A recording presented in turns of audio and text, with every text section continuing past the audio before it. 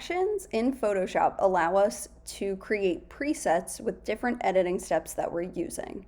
So if you think about Instagram, if you think about any editing apps that you have on your phone or have used before, a lot of times there are preset filters that you can apply to your pictures.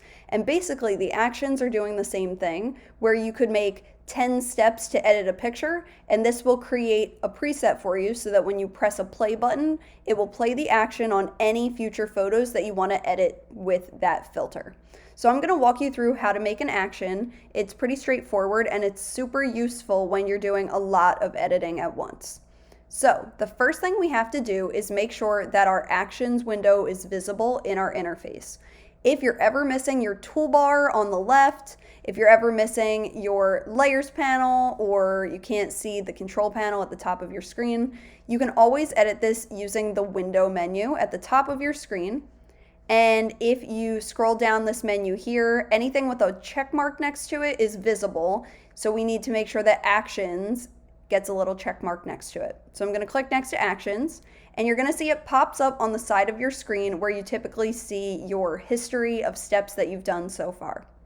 So you'll see the History tab, and next to it you'll see the Actions tab.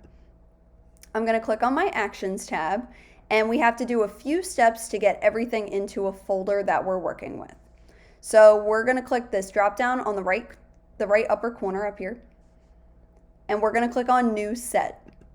New Set is going to create a folder for you, so you can call it anything that you want that describes what's in it. I'm going to put Homemade Filters because these actions are going to produce filters that I can use again and again on my work, and I'm making them myself.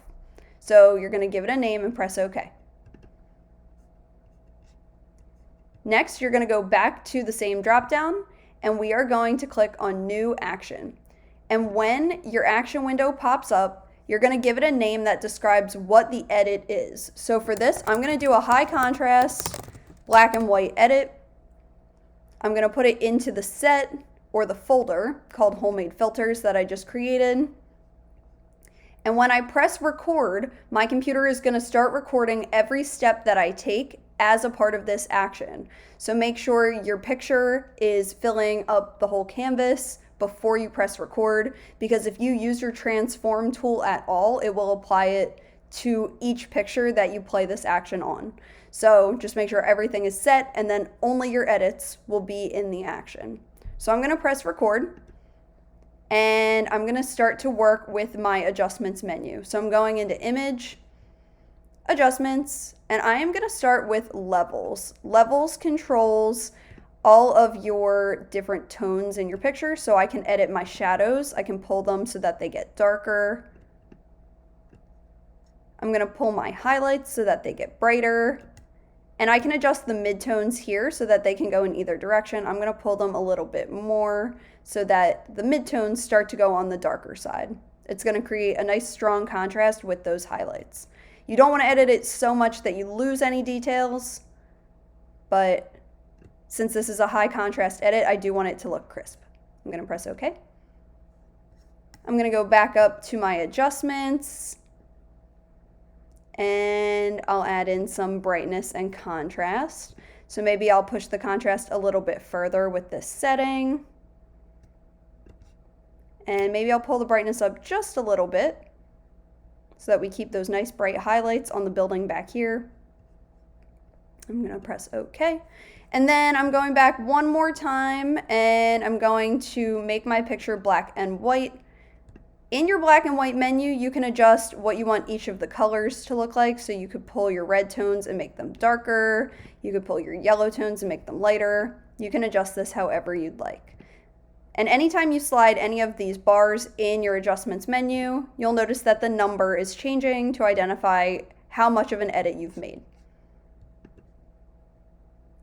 All right, so once you're done with every step you want in your preset, you're going to press the little stop button. It's the square at the bottom of your actions window. So I'm going to press it. And now you can see every step that I took has been recorded, down to every number of every setting that I adjusted. So if I click these little arrows next to each of the adjustments, it describes how it's been adjusted.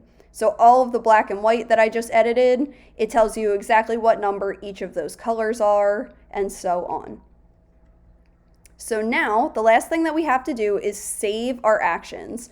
And the reason that we're doing this is because you work on shared computers, and because everybody's login resets between users, we are going to have to make sure this is saved so that you can import it into Photoshop anytime you need to use it.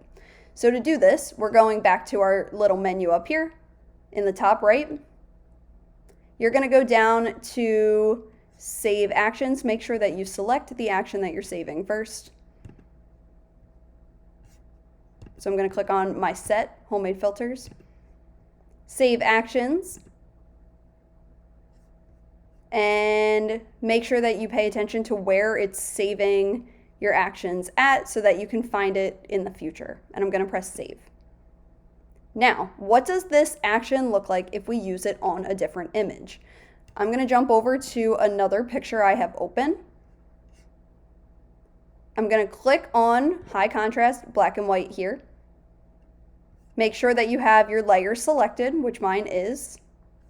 And when you press this play button in your Actions panel, you're going to see it apply all of these settings with one click onto your new picture. So when I press play, in seconds, it has adjusted this picture to fit all of the actions that I applied to this image as well. And that's why these are such a helpful tool as you're editing in Photoshop.